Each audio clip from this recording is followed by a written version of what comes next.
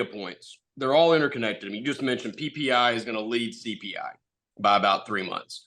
Okay, well, right now, people are looking really hard at inflation. Why? Because inflation is going to be what sort of leads what we do with interest rates.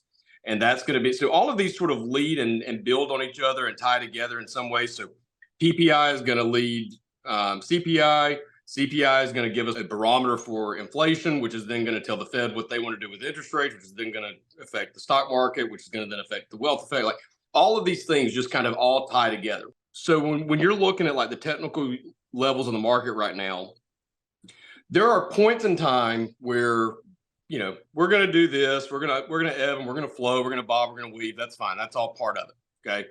But then there are points where we now have a new trend, one way or the other, right? And now we're not just oscillating anymore. Now we've shifted the direction we're heading.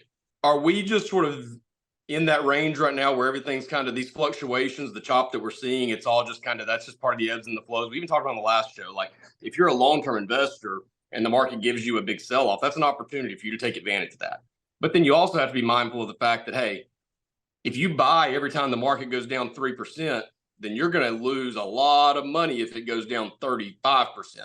Right? If that trend's changing directions, you need to be mindful of that so that you're not buying every time it goes down $2.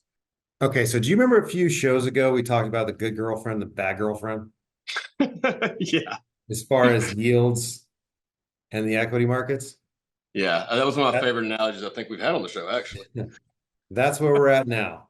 So we talked about how the 10-year treasury round tripped itself Q3, Q4. We started Q3 at 350, 386 on the 10-year. We finished Q3 at 457, right?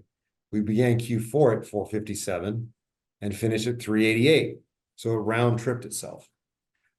And then we also discussed, I think yields are generally circling the drain on a longer term trend here, right? We might get to 4.2. I think we said we're at 4.15. We might get to 4.2, 4.25, but I don't see them going much higher than that. So we're kind of in that range. We're at 4.28 right now. Okay.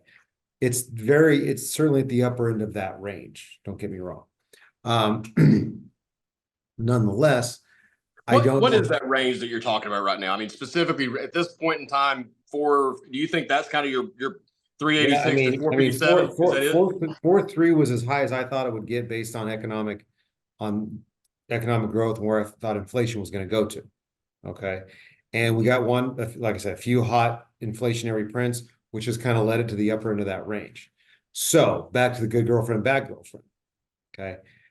The market has been resilient up into going from, now we know we started the year 388. Now we're at 430. Okay. How much more punches in the face is the market going to take, the equity side going to take from the yield side, from the bond side, before it says, hey, you're now a bad girlfriend, right? I think that number is exactly where we're at now, 4.3. It's actually 434. There was a level that it hit where it had a real tough time going through when it was on the way down. That level was about 435, 434, right through there. So we probably have, and I mean 4 or 5 basis points left of okay, I'm going to shine this on, but you were supposed to be home at 10 o'clock with your girlfriends and it's 2 in the morning.